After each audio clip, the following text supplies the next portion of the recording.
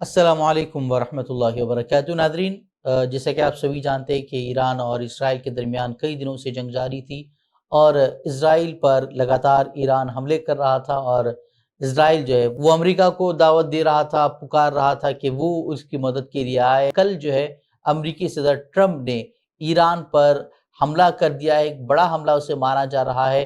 क्या कुछ वहाँ से तस्वीर सामने आई हैं, क्या सिनेरियो सामने आया है, क्या क्या क्या अपडेट वहां से सामने आ रहे हैं, वो आपके सामने रखेंगे। अमन का नोबल इनाम हासिल करने की ख्वाहिश लिए बैठे सरफरे अमरीकी सदर ट्रंप ने तीसरी जंग अजीम का ऐसा लगता है कि अब बिगुल बजा दिया है और अमन के क़याम के लिए अमरीका ने ईरान पर जो है हमले का दावा किया है। ईरान के 3 बड़े न्यूक्लियर बेसिस पर ट्रंप ने कल रात में हमला करके अपने पागलपने का खुल्लम खुल्ला ऐलान कर दिया है। ट्रंप ने अब ये भरम भी तोड़ दिया है कि अमेरिका एक सुपर पावर है, बल्कि ये साबित कर दिया है कि वो नेतन्याहू के हाथों की कठपुतली है। वो जैसे चाहे उसे नचा सकता है। अमेरिका ने फर्दो, अस्फहान और नेतन्स की तीनों फैसिलिटीज पर हमला करके पूरे खित्ते में जंग की आग फैला दी है। तीनों न्यूक्लियर फैसिलिटीज पर जो हमले हुए हैं उसके नताइज क्या होंगे, क्या वहाँ हिरोशिमा नागासाकी जैसे हालात पैदा होंगे, जो कि न्यूक्लियर रेडिएशन है उसकी वजह से क्या हालात पैदा होंगे, ये तो वक्त बताएगा। उसके ईरान के अवाम पर क्या असरात पड़ेंगे, ये भी अब आने वाले वक्त में पता चलेगा। लेकिन फिलहाल जो है आपको बताएंगे कि कल रात से क्या क्या वहाँ हो रहा है, क्या उस पर रद्द-ए-अमल सामने आ रहे हैं। बहुत सारे सवालात हैं जो इस हमले ने पैदा ज़रूर कर दिए हैं कि क्या अब बाकी ममालिक भी इस जंग का हिस्सा बनने वाले हैं।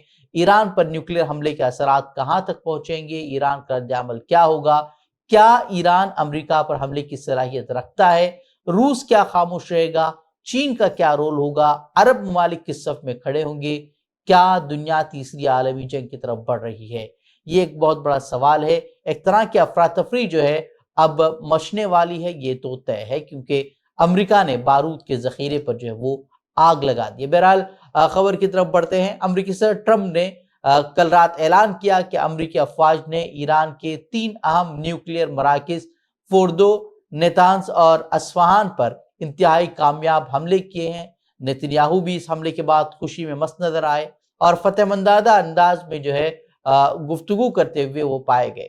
और ट्रंप का तो कहना ये था कि उनका जो मकसद था वो हासिल हो गया है। ट्रंप का कहना था कि अगर ईरान ने जवाबी कार्रवाई की कोशिश की तो फिर वो दूसरे अहदाफ को भी निशाना बनाएंगे। अगर यह हमला कामयाब रहा जैसा कि ट्रंप दावा कर रहा है, तो फिर ईरान का न्यूक्लियर प्रोग्राम जो है वो महीनों नहीं बल्कि सालों पीछे जा सकता है। वही ईरानी वज़ीर ख़ारजा ने अमेरिकी हमलों को शर्मनाक और पुरअमन न्यूक्लियर तंसीबात पर जारहियत करार दिया है। उन्होंने खबरदार किया है कि उन हमलों के असरात हमेशा बाकी रहेंगे और साथ ही उन्होंने कहा कि वो पीछे भी नहीं हटेंगे। और देखा भी यही गया है कि कल रात से जो है वो इजराइल पर एक बार फिर जो है लगातार हमले हो रहे हैं। आज सुबह फिर जो है तल Aviv, Haifa, Ben Gurion airport जो इजराइल का एयरपोर्ट है उस पर हमले हुए हैं। इसके साथ ही इसराइल के बायोलॉजिकल रिसर्च सेंटर और कमांड हब पर भी हमले हुए हैं। भारी नुकसानात हुए हैं और उसकी जो तस्वीर हैं, जो वीडियोज़ हैं वहाँ से सामने आ रही हैं। कई सारे मनाजिर जो है वो सामने आ रहे हैं सोशल मीडिया पर, उनकी तस्वीर जो है वो फैली हुए हैं। जैसे कि दुनिया गजा में खंडरात देख रही थी, उसी तरह के मंजर जो है वो इजराइल से, तल अवीव से जो है वो नजर आ रहे हैं। शायद गजा के साथ उसका मुआवजा करना नाइंसाफ़ी होगी। बहरहाल भारी नुकसान जो है वहाँ हो रहा है। कई जख्मी हुए हैं जिनमें से 2 की हालत तशवीशनाक बताई जा रही है।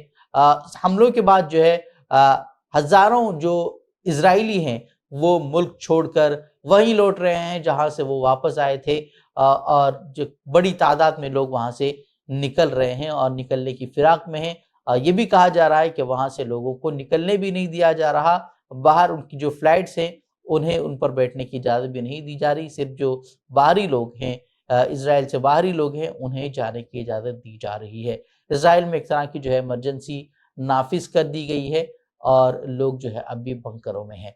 वहीं ईरान ने हमले के बाद जो है अक़वाम मुत्तहिदा की सलामती कौंसिल का हंगामी इजलास तलब कर लिया है। आपको बता दें कि फोर्दो جو کہ ایران کی سب سے بڑی افزودگی تنصیب ہے، وہاں حملے کے اثرات اب تک غیر واضح ہیں۔ ایک ایرانی رکن پارلیمنٹ کے مطابق تنصیب کو صرف معمولی نقصان پہنچا ہے۔ ان کا یہ کہنا ہے کہ اس کے انٹرنس پر جو ہے وہ حملہ کیا گیا ہے، ان تنصیبات کو جو ہے نشانہ نہیں بنایا گیا ہے۔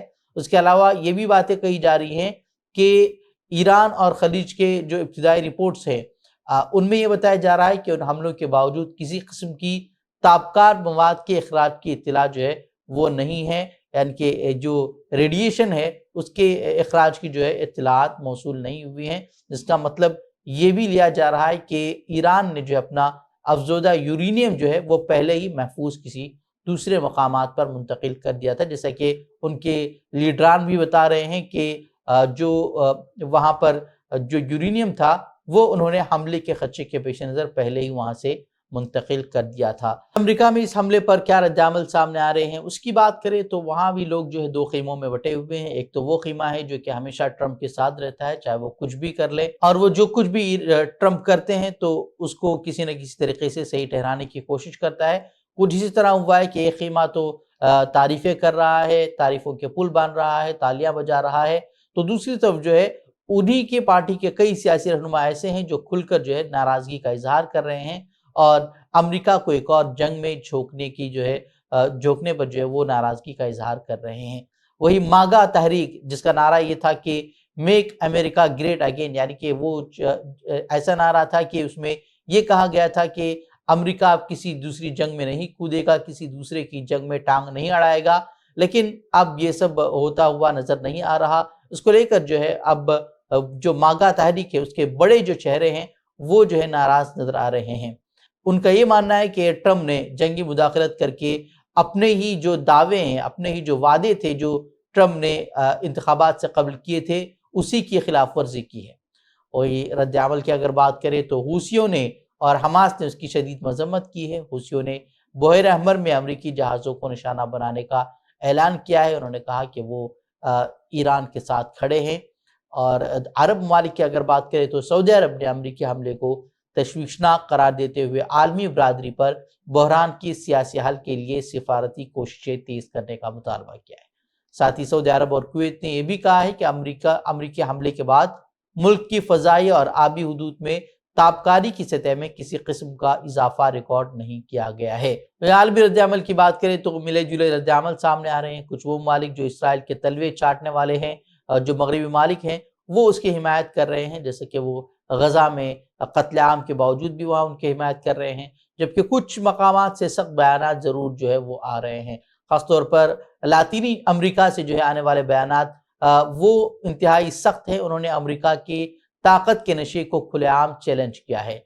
کئی لاطینی امریکی رہنماؤں نے نہ صرف اسے غیر قانونی قرار دیا ہے بلکہ انسانیت کے خلاف خطرناک قدم قرار دیا ہے۔ سب سے دو ٹوک اور جرأت مندانہ جو بیان سامنے آیا ہے وہ کیوبا سے سامنے آیا ہے۔ کیوبا کے صدر نے بمباری کی شدید الفاظ میں مذمت کی اور کہا کہ چاہے امریکہ ہی کیوں نہ ہو، طاقت کا ہونا آپ کو بین الاقوامی قوانین کی خلاف ورزی کا حق نہیں دیتا ہے۔ انہوں نے اس کی شدید الفاظ میں جو ہے مذمت کی ہے۔ انہوں نے یہ بھی کہا کہ ایک خطرناک اشتعال انگیزی ہے اور اقوام متحدہ کے چارٹر کی کھلی خلاف ورزی ہے اور انسانیت کو ایسی تباہ کن راہ پر دھکیلنے کی کوشش ہے جس کے نتائج جو ہے ناقابل واپسی ہوں گے۔ اور میکسیکو نے اپنے دیرینہ امن پسندانہ موقف کو دہرایا ہے۔ انہوں نے کہا کہ ہم خطے میں کشیدگی میں کمی، مکالمے اور پرامن بقائے باہمی کی فوری بحالی پر زور دیتے ہیں، اور انہوں نے کہا کہ یہی ان کی اولین ترجیح ہے۔ وہیں دوگلوں کی بات کریں تو آسٹریلیا کے صدر نے ٹرمپ کی کارروائی کو گویا خاموش تائید دی ہے۔ ان کا کہنا ہے کہ ایران کا جوہری اور میزائل پروگرام عالمی سلامتی کے لیے خطرہ ہے، لیکن یہاں سوال یہ کہ کیا ایران نیوکلیر ہتھیار بنانے کے قریب واقعی تھا؟ تو اس کا جواب جو نیوکلیر نگراں ادارہ ہے اس نے خود ایک ہفتے قبل دیا تھا کہ نہیں۔ خود امریکی انٹیلیجنس کی ڈائریکٹر تلسی گبارڈ نے بھی اسی ہفتے کہا تھا کہ ایران نیوکلیر نہیں بنا رہا اور اس طرح کی کوئی جانکاری ان کے پاس نہیں ہے۔ اور ٹرمپ کی پھٹکار کے بعد جو ہے اچانک کل انہوں نے جو ہے اپنا بیان بدل لیا، انہوں نے یو ٹرن لے لیا، جو کہ شاید یہ حملہ کرنے کے لیے ایک طرح کا جو گرین سگنل بھی تھا۔ وہیں نیوزی لینڈ نے بھی امریکہ کی اس کھلی جارحیت پر واضح الفاظ میں تنقید نہیں کی بلکہ محض تشویش کا اظہار کیا ہے اور کہا کہ مزید کشیدگی سے گریز کیا جائے اور کہا کہ وہ اس معاملے پر سفارتکاری کی حمایت کرتے ہیں۔ وہیں بات کریں اب ایران کیا کرے گا، جہاں تک چپ بیٹھنے کی بات ہے تو یہ مرحلہ تو گزر چکا ہے، کیونکہ خود ایرانی سپریم لیڈر نے چند ہی روز قبل کہا تھا کہ اگر امریکہ اس جنگ میں کودتا ہے تو اس کے لیے نتائج سنگین ہوں گے، وہ اس کا بھی جواب دیں گے۔ سوال اب یہ نہیں ہے کہ ایران جواب دے گا یا نہیں، بلکہ سوال یہ کہ اب ایران کس سطح پر اس کا جواب دے گا۔ تو آئیے جانتے ہیں کہ کیا ہو سکتا ہے۔ تہران کے ایک سینئر تجزیہ کار ہیں عباس اصلانی، انہوں نے 3 منظرنامے پیش کیے۔ پہلا سینیریو یہ کہ اگر ایران کو نقصان کم ہوتا ہے، جیسے کہ ایران اب دعویٰ کر رہا ہے کہ ان کو نقصان نہیں ہوا ہے، یا یہ بھی باتیں کہی جا رہی ہیں کہ امریکہ نے جو ایک محدود طریقے کا آپریشن کیا ہے جس سے ان کو نقصان نہیں ہوا ہے، صرف ایران اور اسرائیل دونوں کو خوش کرنے کے لیے اس طرح کی کارروائی انہوں نے کی ہے، تو ایران کا رد عمل بھی جو ہے ایک محدود رد عمل ہوگا۔ محض علامتی سطح پر وہ ایران آپریشن کرے گا تاکہ اپنی پوزیشن جو ہے وہ واضح کر سکے۔ دوسری صورتحال یہ ہوگی کہ جس میں ایران کھل کر امریکی اور اسرائیلی مفادات کو نشانہ بنائے گا۔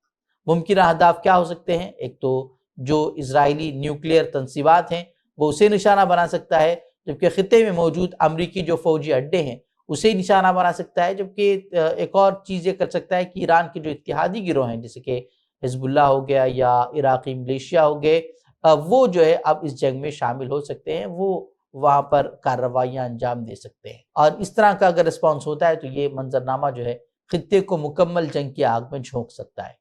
تیسرا منظرنامہ ہے کہ ہائبرڈ رسپانس، اس کے کیا اثرات ہوں گے؟ ہائبرڈ رسپانس یعنی کہ ایران کے پاس ایسے کئی اسٹریٹجک لیورز موجود ہیں جیسے کہ ابنائے ہرمز ہے، وہ اسے جو ہے بند کر کے پورے خطے میں توانائی کی ترسیل کو مفلوج کر سکتا ہے۔ ابنائے ہرمز دنیا کی 20% تیل تجارت کا راستہ ہے، اور اگر یہ رک جاتا ہے، اس پر ایران روک لگا دیتا ہے تو پھر عالمی منڈی کو جھٹکے میں یہ ڈال سکتا ہے اور قیمتیں جو ہے تیل کی وہ آسمان چھو سکتی ہیں۔ یہ ایک بہت بڑا نقصان تصور کیا جا رہا ہے۔